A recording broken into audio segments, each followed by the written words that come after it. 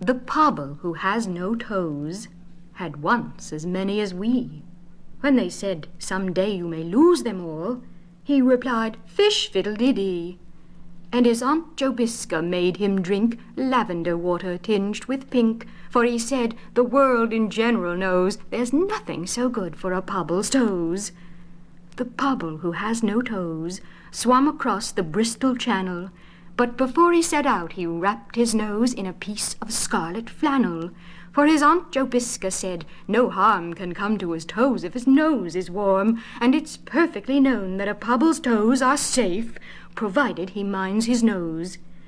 The Pobble swam fast and well, and when boats or ships came near him, he tinkledy-binkledy-winkled a bell so that all the world could hear him.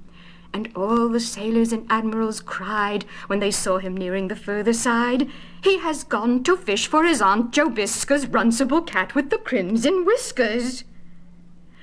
But before he touched the shore of the Bristol Channel, a sea-green porpoise carried away his wrapper of scarlet flannel, and when he came to observe his feet, formerly garnished with toes so neat, his face at once became forlorn on perceiving that all his toes were gone.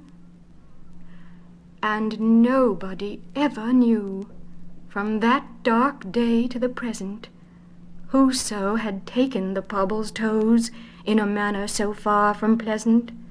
Whether the shrimps or crawfish grey or crafty mermaids stole them away, nobody knew, and nobody knows how the Pobble was robbed of his twice 5 toes. The Pobble who has no toes was placed in a friendly bark, and they rowed him back and carried him up to his Aunt Jobiska's park, and she made him a feast at his earnest wish of eggs and buttercups fried with fish, and she said, "It's a fact the whole world knows that Pobbles are happier without their toes."